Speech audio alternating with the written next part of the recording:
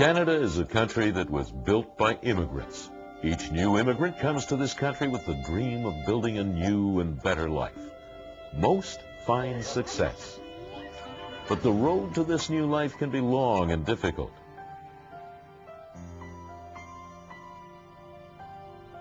Everybody talks about Canada being, the land of opportunity.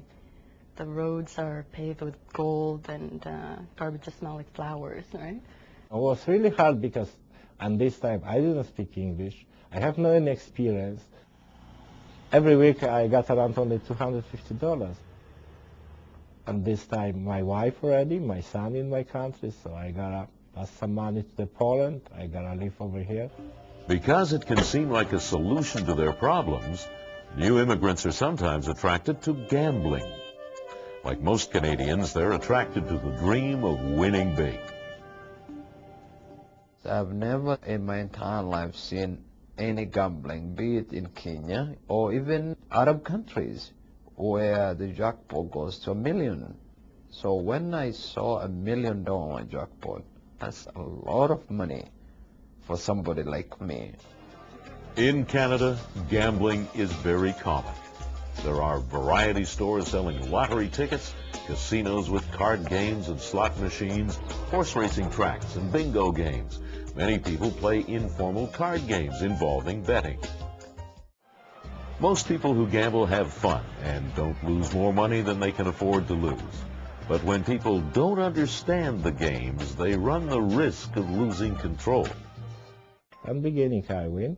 Next time I lose lots more money like I lose, then I think, so probably someday I'm gonna make this money back. That was not the truth. To avoid problems with gambling, you have to understand the chances of winning and losing. Casino games, lotteries, horse races, bingo games, and other forms of gambling are all designed to take in more money than they pay out. Over time, players lose more money than they win.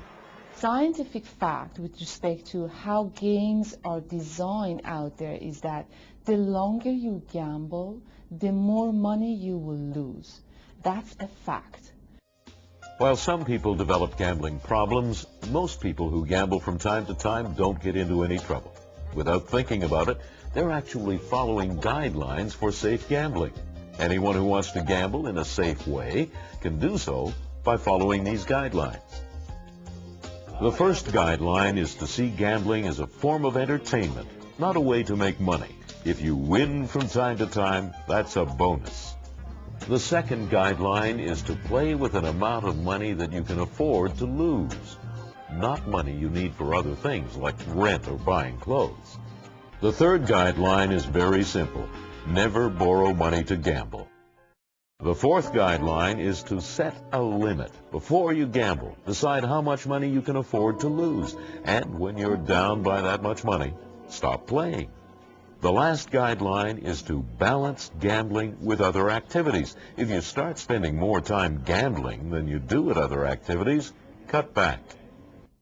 People who are worried about their own gambling or the gambling of someone close to them can find counseling, advice, or answers to their questions by calling the Ontario Problem Gambling Helpline at 1-888-230-3505. They can also speak to their doctor. Some people choose to get help from friends or from religious leaders in their community. There are two sides to gambling. Like drinking alcohol, gambling is an activity that some people enjoy in moderate amounts. But in large amounts, it's always dangerous. When people who choose to gamble follow the guidelines for low-risk gambling, they can enjoy games of chance without getting into trouble. When they don't follow the guidelines, they put themselves in danger. But even people who have lost control can put their lives back together by getting help. With the support of counseling, they can learn to control their gambling problem and begin to heal the wounds.